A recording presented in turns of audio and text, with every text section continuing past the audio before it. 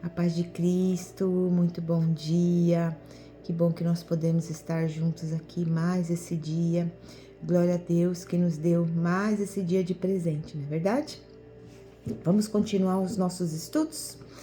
Hoje eu vou fazer a reflexão sobre o capítulo 12 de Romanos. Se nós olharmos o livro de Romanos, do capítulo 1 até o capítulo 11, nós vamos ver que Paulo está tratando de tudo que Deus fez, de toda a sua misericórdia, de toda a sua graça que foi derramada para todos os povos da terra, judeus e não judeus. Então, até o capítulo 11, nós vamos ver a bondade de Deus para conosco.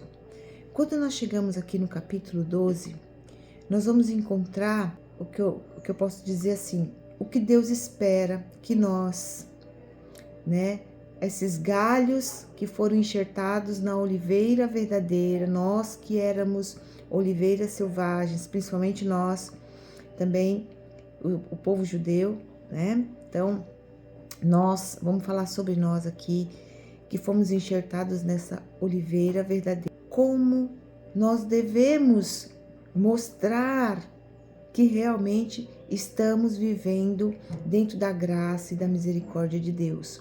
O nosso comportamento não deveria ser igual. Nós deveríamos ter uma mudança, uma metanoia, uma transformação. Quando nós realmente, verdadeiramente entendemos e nos aprofundamos em tudo isso que Deus fez e faz por nós, do capítulo 1 até o 11, consequentemente, nós temos que viver essa metanoia. E é isso que é tratado aqui no capítulo 12. Novamente, eu vou falar para vocês. O que eu estou fazendo aqui me alegra demais. Eu fico muito feliz em poder compartilhar com vocês esse momento. Eu poderia estar fazendo sozinha. Eu não precisava estar com a câmera ligada. Mas que bom que eu posso compartilhar. Pode chegar até alguém que, como eu, estava afastada. Eu penso muito nessas pessoas, nas pessoas que já caminharam com Cristo em algum momento e de repente se afastaram dele. E muitas vezes nós colocamos a culpa do nosso afastamento na igreja, nós colocamos a culpa nos irmãos da igreja, a gente arruma 1000 desculpas para justificar o nosso afastamento de Jesus Cristo, do caminhar com Ele. E eu tenho que te dizer que não existe ninguém culpado. A responsabilidade é sua. É a nossa escolha, do mesmo jeito que a salvação é individual, a busca por Ele também é individual. Claro que existem, os pastores, existem as pessoas dentro da igreja para auxiliar, mas eles não são responsáveis pela sua salvação, pela sua busca por Deus. E eu, por muito tempo, me firmei nessa desculpa, não queria frequentar nenhuma igreja porque eu achava que era tudo perdido, que aquilo ali não ia me acrescentar nada. Que bom que o próprio Jesus corrigiu isso em mim. E eu venho aqui dizer para você, enquanto você não mergulhar na palavra de Deus, não buscar através da sua escritura sagrada, o meu maior chamado aqui fazendo esse devocional todos os dias é o meu apelo para que você abra a sua Bíblia e comece a ler.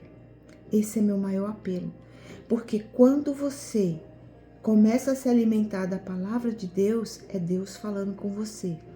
E aí vai haver uma transformação na sua vida. Você vai começar a ter experiências grandiosas com o Senhor. É assim que está acontecendo comigo, é o que eu desejo para vocês.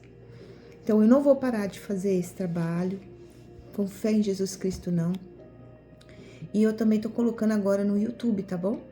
Então tem lá no YouTube o que eu gravo aqui. Eu tava até pensando em deixar tudo só lá no YouTube, colocar um link aqui no Instagram e de repente assistir só lá, mas eu vou continuar fazendo desse jeito. Dá um trabalho danado, mas eu vou continuar fazendo dessa forma.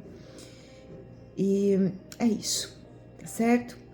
Depois, você ouviu o que eu acabei de falar para você? Você acabou de ouvir eu falando para você começar a ler as escrituras sagradas, começar a orar, pedindo para que o Senhor Jesus comece a abrir seu coração, abrir seu entendimento, para que você seja realmente batizada pelo Espírito Santo, eu vim descobrir que eu não era batizada pelo Espírito Santo, porque se eu tivesse batizada realmente pelo Espírito Santo, eu não tinha feito tudo que eu fiz. Eu não teria sucumbido às tentações que me vieram nesse caminho da minha conversão até agora. Eu não estava revestida do Espírito Santo e é isso que eu tenho buscado. Que o Senhor Jesus me revista do teu Espírito Santo, porque quando nós estamos revestidas do Espírito Santo, as tentações virão. Da mesma forma que Jesus foi tentado no deserto, todos nós seremos tentados, todos os dias, em todo momento. Mas o Espírito Santo e a palavra de Deus que está dentro de nós é que vai guerrear contra essas tentações. E só existe uma forma de vencê-las, é dessa forma, tá bom? Não existe outra maneira. Então, por isso que eu venho fazer esse apelo aqui. Volte. Comece pelas Escrituras, comece a ler a palavra de Deus. Comece a orar.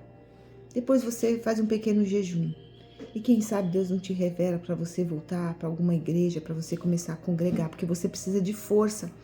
Você precisa dos seus irmãos, sozinho você não vai conseguir. Então, saiba que o mover de Deus é assim, é de pouquinho em pouquinho, mas quando ele chega, ele resolve todas essas questões que estão aí dentro do seu coração. Vamos agora para Romanos, capítulo 12. O título desse capítulo é A Nova Vida no Serviço de Deus. E tem uma parte aqui, né, o versículo 2, que é muito conhecida, mas eu vou ler desde o 1. Vamos lá.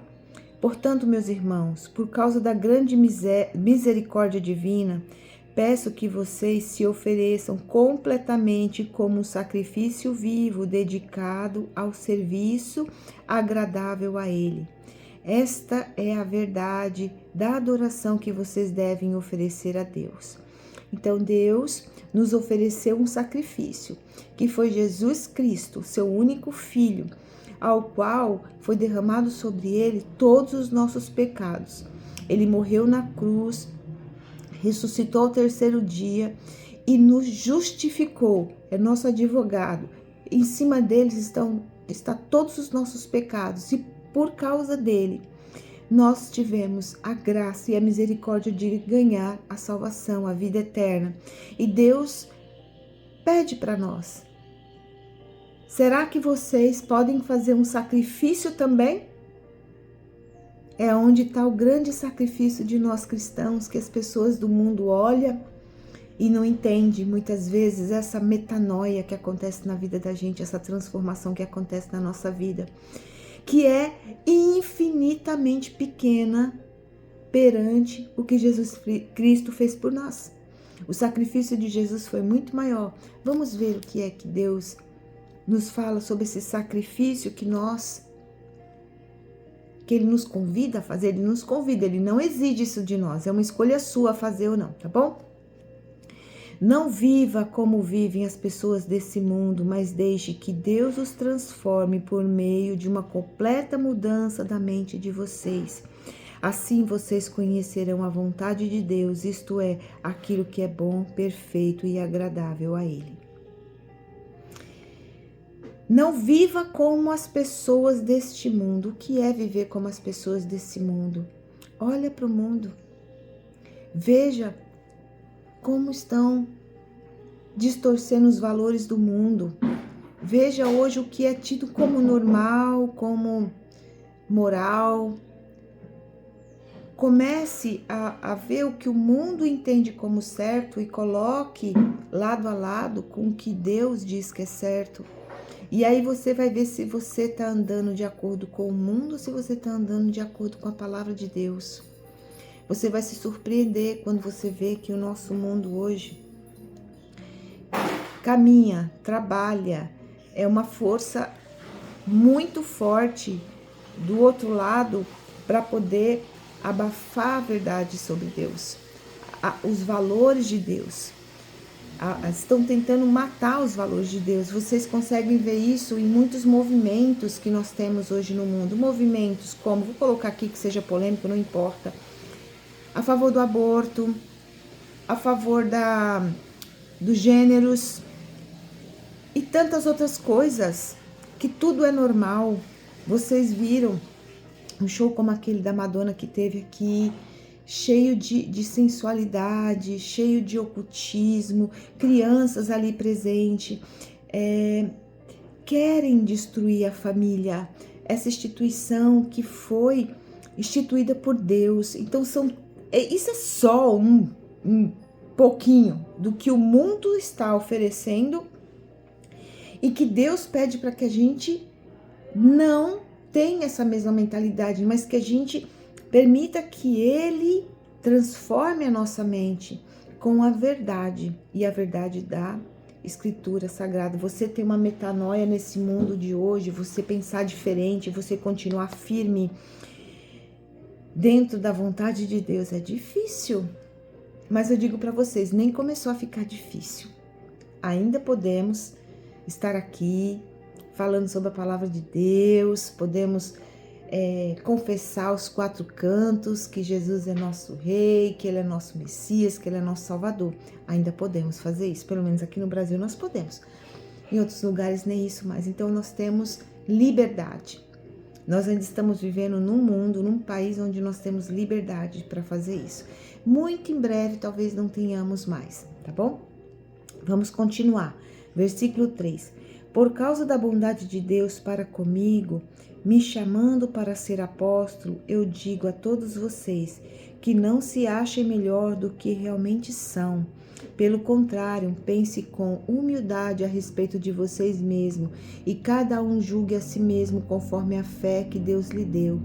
Porque assim, às vezes, porque a gente foi alcançado por Cristo, a gente vai olhar para as pessoas nos sentindo superiores a ela. Eu já senti isso lá no passado. Quando eu me converti, eu me sentia melhor do que as pessoas, entendeu? Porque agora eu sou super cristã, eu sou super mega espiritual. E caí com a cara, só não arrebentei os dentes porque foi espiritual. Com certeza no mundo espiritual deve ter arrebentado todos por causa da minha soberba. Então que a gente julgue a si mesmo pela fé, que a gente tenha essa humildade. Nós não somos nada, a gente não pode perder isso de vista, tá?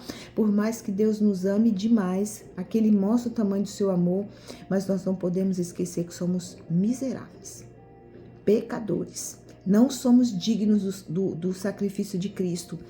Nós não conseguimos nem fazer uma metanoia de pensamento, nem pensar como as Escrituras Sagradas pensam, como Deus nos manda pensar.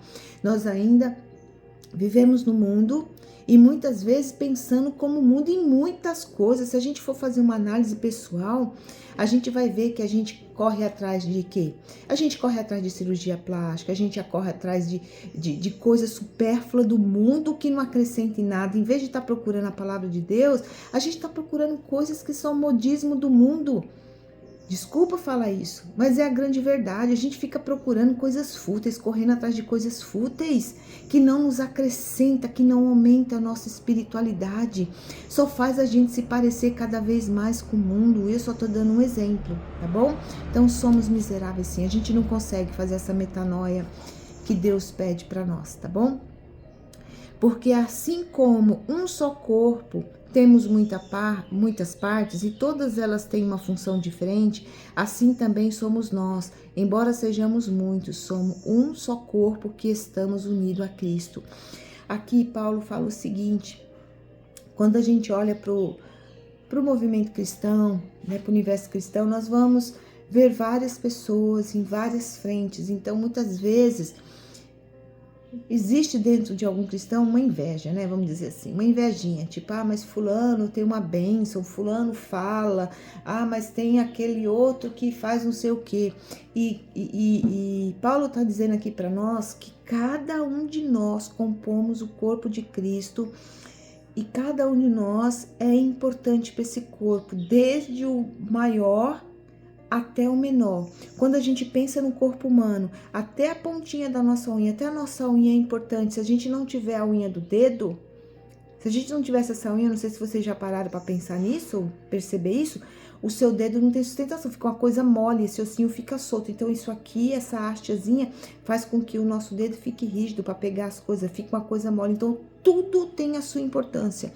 Todos os órgãos que nós temos no corpo têm a sua importância. Uns mais que outros, é verdade, mas se um falhar, o mais importante falha também. Então precisamos caminhar em harmonia. Então essa analogia que Paulo faz com o corpo de Cristo, com a igreja de Cristo, com o corpo humano é muito importante para que a gente não fique soberbo. Se a gente acha que nós somos muito importantes, como um coração, por exemplo, vamos trazer para isso, né? Ah, eu sou um coração. Tá bom. Mas se você não tiver, se você tiver um problema numa veiazinha que não bombeia sangue pro seu coração, você morre. Então, todos são importantes dentro do reino de Deus. Portanto, usemos os nossos diferentes dons de acordo com a graça que Deus nos deu. Se o dom que recebemos é de anunciar a palavra de Deus, façamos isso de acordo com a fé que temos. Se é o dom de servir, então devemos servir. Se é o dom de ensinar, então ensinemos. Se é o dom de animar os outros, então animemos. Quem reparte com os outros o que tem, que faça isso com generosidade. Quem tem autoridade, que use a autoridade com todo cuidado. Quem ajuda os outros, que ajude com alegria. Que o amor de vocês não seja fingido. Odeiem o mal e sigam o que é bom. Amem uns aos outros com amor de irmão em Cristo e se esforcem para tratar uns aos outros com respeito. Trabalhem com entusiasmo e não sejam preguiçosos. Sirvam o Senhor com o coração cheio de fervor. Que a esperança que vocês têm os mantenham alegres. Aguentem com paciência os sofrimentos e orem sempre. Repartam com o irmão necessitado o que vocês têm e recebam os estrangeiros nas suas casas. Peça que Deus abençoe os que perseguem vocês. Sim, peça que Ele abençoe e não que amaldiçoe. Alegrem-se com os que alegram e chorem com os que choram. Tenham por todo o mesmo cuidado, não sejam orgulhosos, não sejam orgulhosos, mas aceite serviços humildes, que nenhum de vocês fique pensando que é sábio. Não paguem ninguém com o mal com o mal. Procurem agir de maneira que vocês recebam a aprovação dos outros. No que depender de vocês, faça todo o possível para viver em paz com todas as pessoas. Meus queridos irmãos, nunca se vinguem de ninguém. Pelo contrário, deixe que Deus que dê o castigo, pois as Escrituras Sagradas dizem: eu me vingarei, eu acertarei conta com eles, diz o Senhor. Mas faça como diz as Escrituras: se o seu inimigo estiver com fome, dê comida a ele. Se estiver com sede, dê água, porque assim você o fará queimar de remorso e vergonha. Não deixe que o mal vença vocês, mas vença o mal com bem. Aleluia. Terminamos a leitura aqui do capítulo 12. Ao terminar de ler, me veio uma coisa na mente agora. Por que perseguem tantos cristãos? Um evangelho que fala de amor, fala de doação. A mensagem de Cristo é essa para nós. Que a gente seja sal e luz no mundo. Que a gente pense no próximo. Que a gente ajude o próximo. Que a gente tenha amor no nosso coração.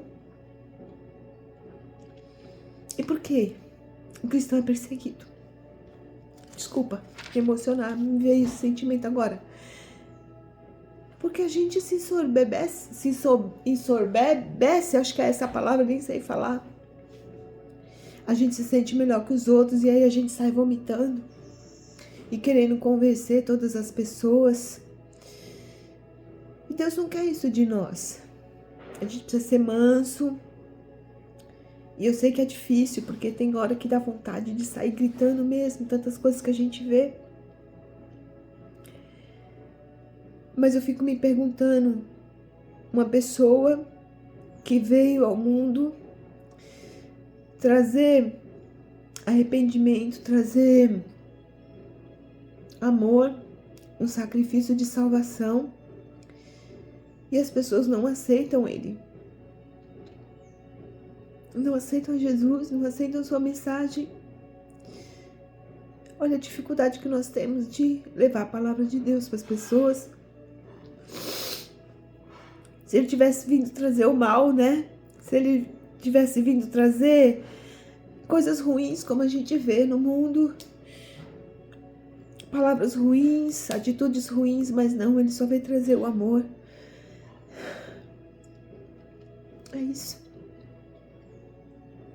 Espero que ele me faça compreender em algum momento isso. Vamos orar, pedir para que Deus faça essa metanoia na nossa cabeça, na nossa mente, gente, no nosso coração. Ele pede tão pouco de nós, ele pede tão pouco de nós, diante de tudo que nós vamos ter na vida eterna.